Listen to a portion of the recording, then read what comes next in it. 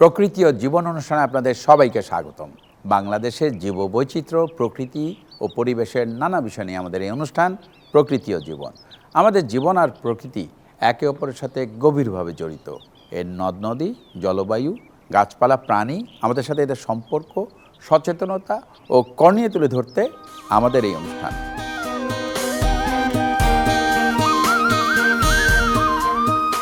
জলবায়ু পরিবর্তন একটি বৈশ্বিক সমস্যা। জলবায়ু পরিবর্তনের ফলে বিশ্বে বিভিন্ন ধরনের প্রাকৃতিক দুর্যোগ দেখা দিচ্ছে। পৃথিবীর উষ্ণতা বৃদ্ধির কারণে বিভিন্ন দেশে মরুময়তা দেখা দিচ্ছে, যার ফলে প্রাকৃতিক ভারসাম্য হারিয়ে যাচ্ছে। ক্ষতিগ্রস্ত হচ্ছে মানুষের জীবন ও জীবিকা। আমাদের আজকের পর্ব জলবায়ু পরিবর্তনে মরুকরণ নিয়ে। এ বিষয়ে আলোচনা করব ডাক্তার দিবালোক সিংহের সাথে।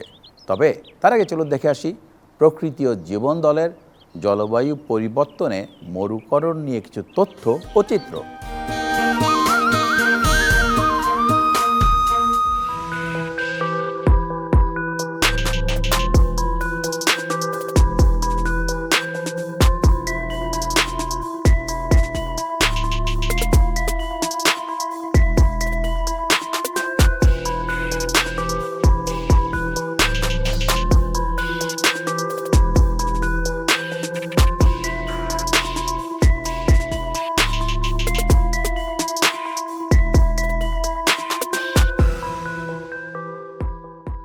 জলবায়ু পরিবর্তন বর্তমান সময়ে আলোচিত একটি বৈশ্বিক সমস্যা। পৃথিবীব্যাপী জলবায়ু পরিবর্তনের কারণে ক্ষতির সম্মুখীন দেশগুলোর মধ্যে বাংলাদেশ অন্যতম।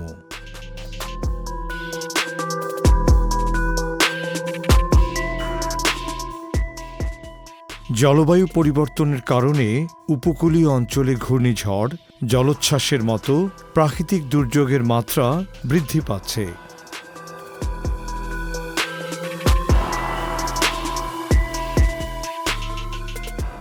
এই অঞ্চলে লবণাক্ততা বৃদ্ধি পাওয়ায় সুপেয় পানির ঘাটতি দেখা দিচ্ছে। কৃষি উৎপাদনশীলতা হ্রাস পেয়েছে। হুমকির মুখে রয়েছে উপকূলীয় জীববৈচিত্র্য।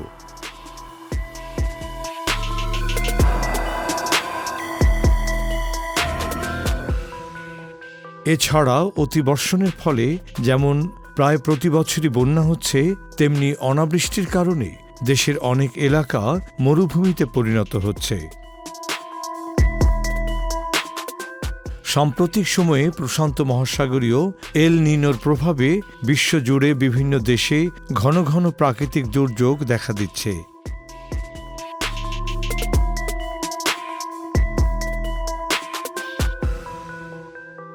এল নিনো প্রশান্ত মহাসাগরীয় উষ্ণ সমুদ্র স্রোত, যার প্রভাবে দক্ষিণ গোলার্ধের বায়ুপ্রবাহ পূর্ব দিকে না গিয়ে দিক বদলে পশ্চিম দিকে প্রবাহিত হয়। এর ফলে পশ্চিম দিকের দেশগুলোতে বৃষ্টির পরিমাণ বেড়ে যায় এবং পূর্ব দিকের দেশগুলোতে বৃষ্টির অভাব দেখা যায়। এতে কিছু অঞ্চলে ঘন ঘন খরা দেখা দেয়, যা দীর্ঘমেয়াদে মরুকরণের দিকে ধাবিত করে। জলবায়ু পরিবর্তনের প্রভাবে সৃষ্ট খরা বাংলাদেশের উত্তর ও উত্তর পশ্চিমাঞ্চলের বিস্তীর্ণ অঞ্চলে মরুময়তার এক অশনি সংকেত হয়ে দেখা দিয়েছে। খরা ও মরুময়তার মতো সমস্যাগুলো আমাদের জীবন ও জীবিকায় বিরূপ প্রভাব ফেলছে। কোনো অঞ্চলের মাটির জলীয় অংশ কমে শুষ্ক রূপ ধারণ করলে মরুময়তা সৃষ্টি হয়। দীর্ঘদিন অতিরিক্ত তাপমাত্রা এবং বৃষ্টিপাতহীন অবস্থায় থাকলে মাটির আর্দ্রতা কমে যায়। সেই সাথে মাটির স্বাভাবিক বৈশিষ্ট্য বা কোমলতা হারিয়ে রুক্ষ রূপ ধারণ করে খরায় পরিণত হয়।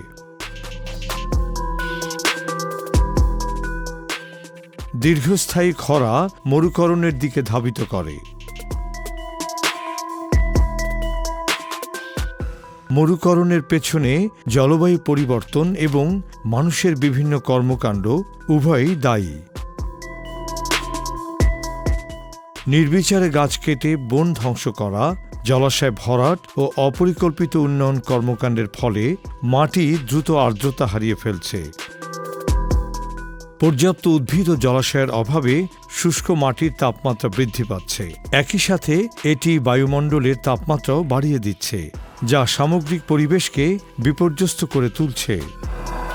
সুজলা সুফলা বাংলাদেশে মরুময়তা ক্রমশ প্রকট আকার ধারণ করছে। দেশের উত্তর ও উত্তর পশ্চিমাঞ্চলের জেলাগুলো মূলত খরাপ্রবণ এলাকা।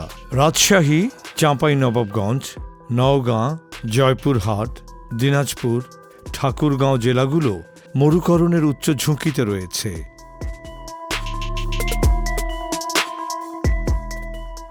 অস্বাভাবিক তাপমাত্রা বৃদ্ধি ও মরুকরণের কারণে দেশের অভ্যন্তরীণ মিঠা পানির প্রধান উৎস নদীগুলো শুকিয়ে যাচ্ছে।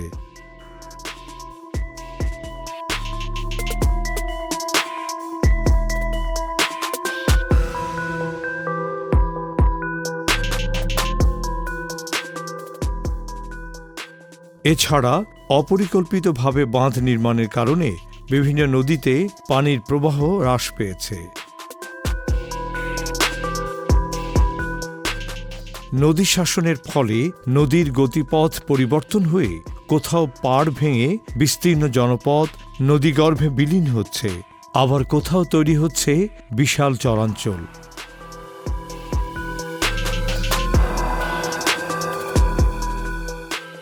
পানির স্বল্পতায় কৃষিখাতে ব্যাপক নেতিবাচক প্রভাব পড়ে। এছাড়া খরা ও মরুকরণের কারণে ভূগর্ভস্থ পানির স্তর আরও নিচে নেমে যাওয়ায় নিরাপদ সুপেয় পানির সরবরাহ কমে যাচ্ছে।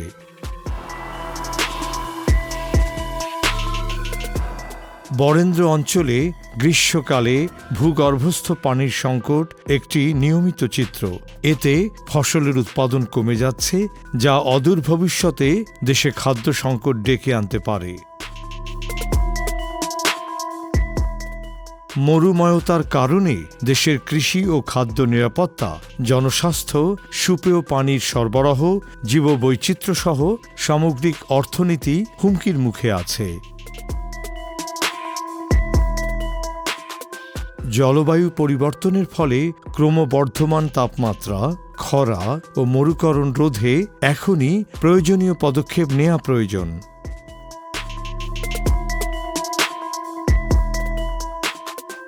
দেশের যেসব অঞ্চলে মরুকরণের ঝুঁকি রয়েছে, সেখানে বৃক্ষরোপণের মাধ্যমে বনায়নের উদ্যোগ নেওয়া প্রয়োজন।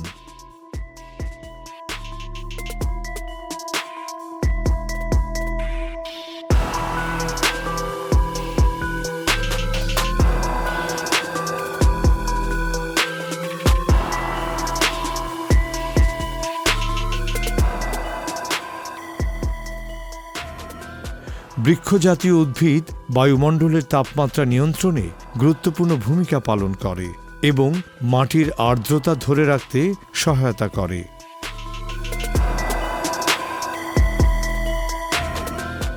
পাশাপাশি নির্বিচারে গাছ কাটা ও বন ধ্বংস বন্ধ করতে হবে। একই সাথে শুষ্ক অঞ্চলে পানি সংরক্ষণে বিশেষ ব্যবস্থা গ্রহণ করা প্রয়োজন। পানির প্রবাহ ধরে রাখতে ভরাট হয়ে যাওয়া নদীগুলো পুনঃখনন করা প্রয়োজন।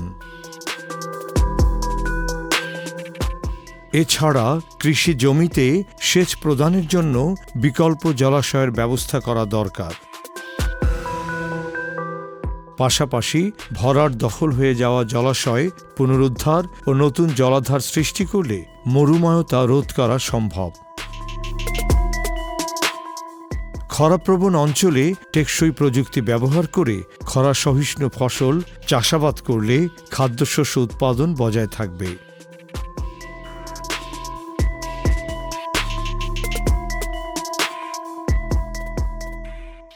পাশাপাশি জলবায়ু পরিবর্তন ও মরুময়তার ক্ষতিকর প্রভাব সম্পর্কে জনসচেতনতা তৈরি করতে হবে। জাতীয় পর্যায়ে নীতিমালা গ্রহণের পাশাপাশি আন্তর্জাতিক পরিমণ্ডলেও খরা ও মরুময়তার মতো জলবায়ু পরিবর্তন বিষয়ক দুর্যোগ মোকাবেলায় অভিযোজন ও প্রশমনে টেকসই উদ্যোগ গ্রহণের বিষয়ে আলোচনা ও সহযোগিতা বৃদ্ধি করা প্রয়োজন।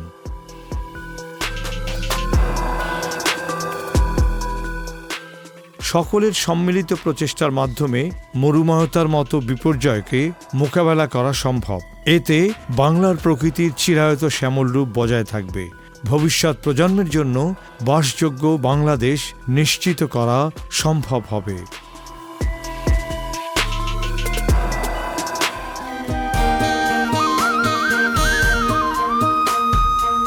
দর্শক মণ্ডলী, আমরা তখন দেখলাম জলবায়ু পরিবর্তনে মরুকরণ নিয়ে বিস্তারিত প্রতিবেদন।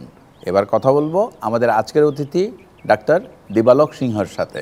কেমন আছেন? আছি ভালো, আপনি ভালো আছেন? আমি ভালো। বহু বছর তো নানা বিষয় নিয়ে কাজ করছেন এবং জলবায়ু নিয়ে আজকে একটু কথা বলবো আপনার সাথে। জলবায়ু পরিবর্তনের ঝুঁকিতে থাকা বাংলাদেশের কোন কোন অঞ্চল মরুময়তার ঝুঁকিতে আছে?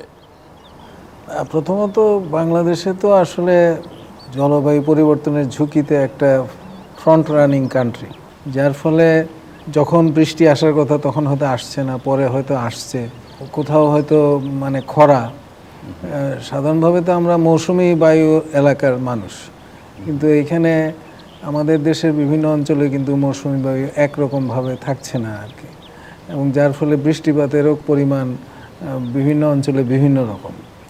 তো যার ফলে বারিন্দর এলাকায় বিশেষত রাজশাহী, চাঁপাইনবাবগঞ্জ, নওগাঁ, জয়পুরহাট এইগুলিতে আমরা দেখছি যে খরার যে প্রবণতা সেটা খুব বেশিভাবে এই সমস্ত এলাকায় থাকছে আর কি। আমরা যে কৃষি উৎপাদন ব্যবস্থায় আছি সেই কৃষি উৎপাদন ব্যবস্থাতে এইটা আঘাত নিয়ে আসছে, এবং এটা যখন আঘাত নিয়ে আসছে তখন স্বাভাবিকভাবেই খাদ্য উৎপাদন ব্যাহত হচ্ছে। রংপুর ডিভিশন বা দিনাজপুর ডিভিশন এইগুলিতে আমাদের জন্য মানে বেশ ঝুঁকির মধ্যে আমরা আছি, এটাই আমরা দেখছি আর কি। এই জায়গাগুলো মরুকরণ হয়ে যাচ্ছে। আমি আপনার এখানে আসার আগে একটা জাতিসংঘের একটা রিপোর্ট পড়তেছিলাম আর কি। তো সেখানে তারা বলছে যে আমাদের এখানে যেভাবে ভূমি ব্যবস্থাপনা এবং নদী ব্যবস্থাপনা এগুলির যদি সেইভাবে দৃষ্টি না দেওয়া হয় তাহলে বাংলাদেশ কিন্তু মরুভূমিতে পরিণত হওয়ার একটা ঝুঁকির মধ্যে আছে 2050 সালের ভিতর। 2050 তো খুব দূরে নাই, আজকে আমরা 2024-এ আছি, আর 24-25 পার্ট অফ বাংলাদেশ, হ্যাঁ, এইরকম একটা ঝুঁকির মধ্যে রয়েছে আর কি। সুতরাং সেই ঝুঁকি মোকাবেলা করতে হলে আমাদেরকে দুর্যোগ ব্যবস্থাপনা বা দুর্যোগ ঝুঁকি হ্রাস সেই সমস্ত কার্যক্রম যদি যথাযথভাবে আমরা গ্রহণ না করতে পারি তাহলে কিন্তু যথেষ্ট বিপদের মধ্যে আমরা পড়ে যাব। জাতিসংঘের রিপোর্ট তো মানে একটা গ্লোবাল রিপোর্ট, এবং সেই গ্লোবাল রিপোর্ট বাংলাদেশের উপরে করেছে, সেটার উপরে আমরা আস্থা রাখতে পারি। আচ্ছা, বাংলাদেশে বর্তমানে মরুকরণের ফলে কি ধরনের প্রভাব পড়ছে? আমাদের উৎপাদন বিঘ্নিত হবে, আমাদের কৃষি বিঘ্নিত হবে, আমাদের একটা বড় সংখ্যক মানুষ তারা জলবায়ু উদ্বাস্তুতে পরিণত হওয়ার ঝুঁকিতে আছে। নদী ব্যবস্থাপনাটাকে যদি আমরা ভালো না করতে পারি তাহলে কিন্তু এইগুলি আমাদেরকে যথেষ্ট ভোগান্তির মধ্যে নিয়ে যাবে আর কি। তাহলে কি আপনি বলছেন যে খাদ্য নিরাপত্তা ঝুঁকিতে পড়বে? খাদ্য নিরাপত্তা ঝুঁকিতে পড়বে। এখানে আরেকটা জিনিস আছে, সেটা হলো যে আমাদের এখানে বেশিরভাগ নদী তো আমাদের উৎপত্তি হলো ভারতে। কিছু নদী আছে অল্প যারা তিব্বত বা চায়না থেকে আসতেছে। বাংলাদেশ ওয়াটার ডেভেলপমেন্ট বোর্ডের যে তথ্য আছে তাতে দেখা যায় যে প্রায় বাংলাদেশে ধরেন 250টার মতো এটা আমি একদম এক্স্যাক্ট বলতেছি না, এইরকম ধরনের নদী এখন আছে, এবং প্রায় 118টা নদী সেগুলি মৃত্যুমুখে পতিত হচ্ছে। এখন এটার একটা প্রধান কারণ হলো 1970 সালের পর থেকে ভারতে বিভিন্ন ধরনের বাঁধ দেওয়া হচ্ছে আর কি। গজলডোবা হলো তিস্তা নদীর উপরে, আর ফারাক্কা হলো গঙ্গা নদীর উপরে। এখন ওনারা বাঁধ দিচ্ছে যে ওনাদের ওইখানে কৃষিকাজের জন্য ব্যবহার করবে, অথবা হুগলি নদীতে বাঁধ দিচ্ছে যাতে ওইখানে হুগলি বন্দর চালু করার জন্য। সেইগুলি কিন্তু মানে ভালো ফল নিয়ে আসতে পারেনি। এই যে নদীর প্রবাহ, সেই নদীর প্রবাহ যত বেশি আমরা বাদ দিব তত নদী সংকুচিত হবে, নদীর প্রাকৃতিক প্রবাহ নষ্ট হবে।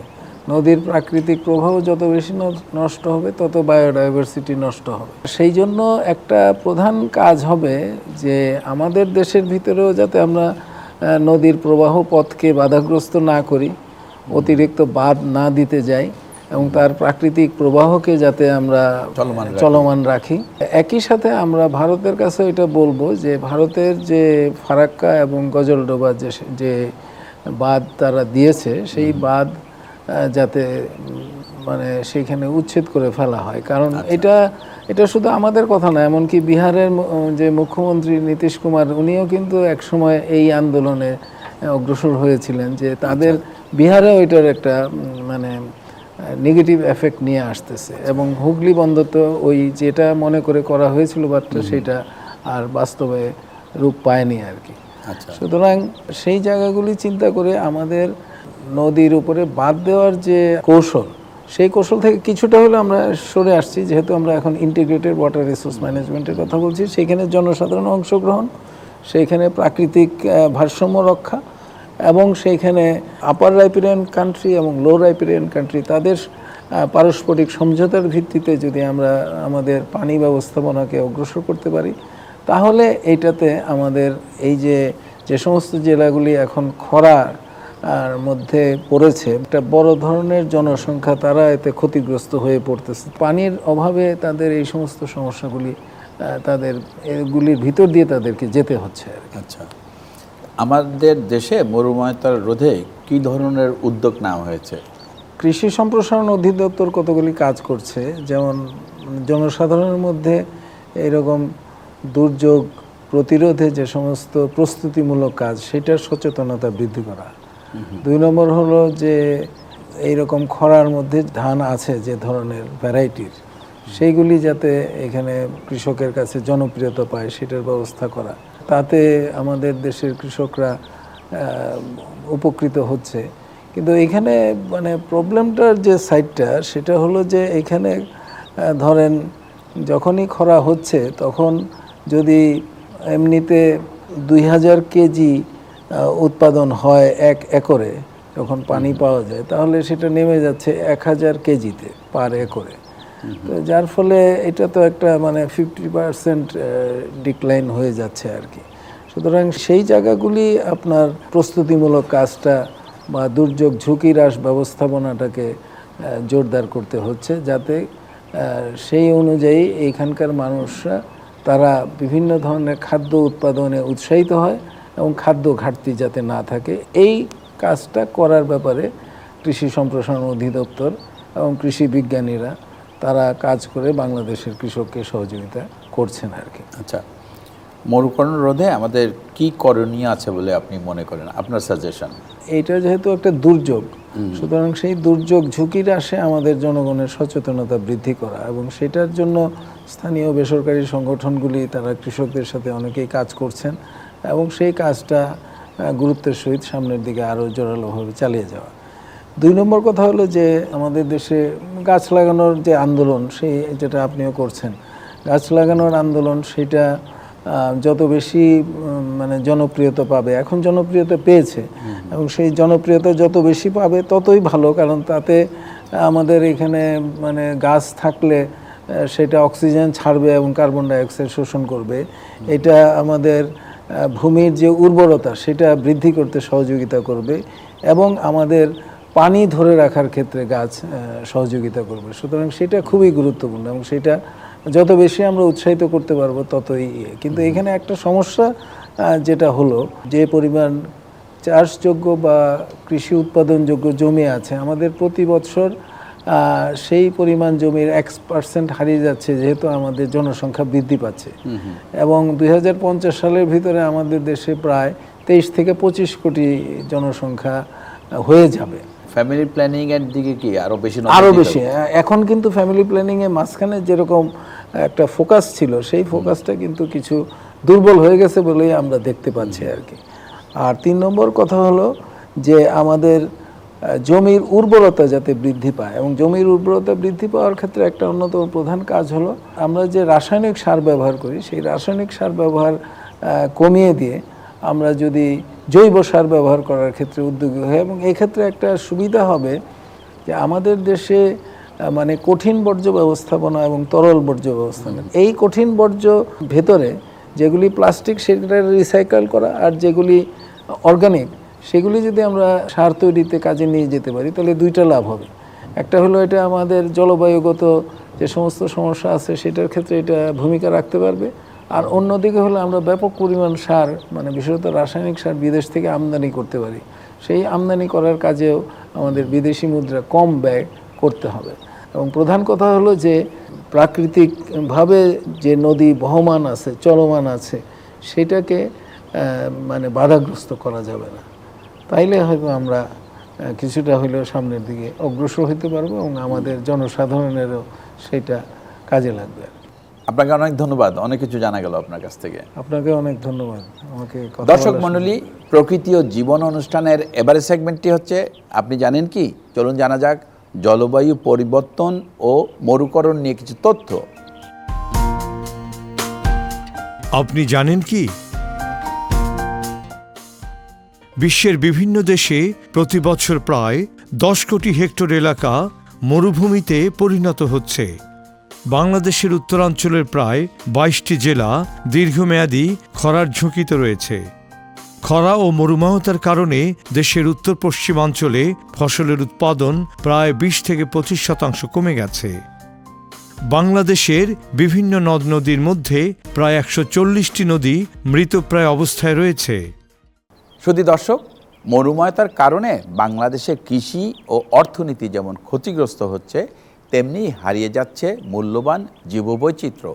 তাই এই সমস্যা থেকে উত্তরণের জন্য আমাদের এখনই প্রয়োজনীয় পদক্ষেপ নিতে হবে। মরুময়তা রোধে বৃক্ষরোপণ, শুকিয়ে যাওয়া নদী ও জলাশয়ে পানির প্রবাহ নিশ্চিত করার পাশাপাশি পরিবেশ বান্ধব টেকসই উন্নয়নে আমাদের গুরুত্ব দিতে হবে। তবেই মরুময়তার মতো প্রাকৃতিক দুর্যোগ প্রতিরোধ করা সম্ভব হবে। সুন্দর প্রকৃতিতে গড়ি সুস্থ জীবন, এই আশা নিয়ে শেষ করছি আজকের অনুষ্ঠান। আপনারা সবাই ভালো থাকুন, সুস্থ থাকুন।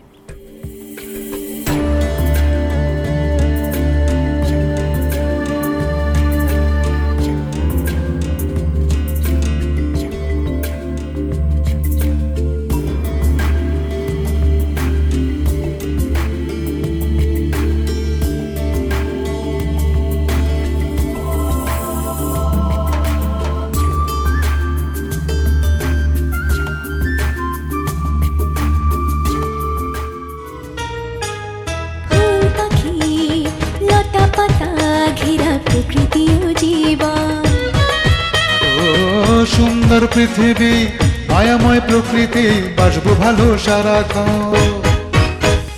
চাই চাই চাই সুন্দর পৃথিবী চাই, চাই চাই চাই সুস্থ পরিবেশ চাই। ফুল পাখি লতা পাতা ঘেরা প্রকৃতি ও জীবন। ও সুন্দর পৃথিবী, মায়াময় প্রকৃতি, বাসবো ভালো সারাক্ষণ। এসো হাতে হাত ধরে শপথ করে সুন্দর সুস্থ পরিবেশ গড়ি, সুন্দর সুস্থ পরিবেশ গড়ি, সুন্দর সুস্থ পরিবেশ গড়ি।